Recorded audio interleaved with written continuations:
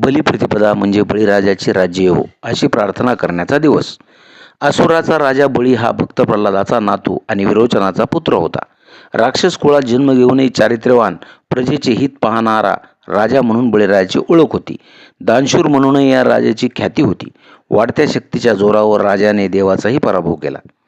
बळीराजाने एक यज्ञ केला. या यज्ञानंतर दान देण्याची प्रथा होती. भगवान विष्णूने वामन अवतार धारण केला आणि बटू वेशात समोर उभे राहिले. या रूपात वामनाने 3 पावले भूमी मागितली.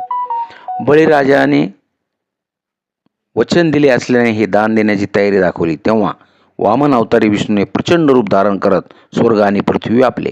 तिसरे पाऊल ठेवण्यास जागा शिल्लक न राहिल्याने वचनपूर्तीसाठी बळीराजाने मस्तक पुढे केले.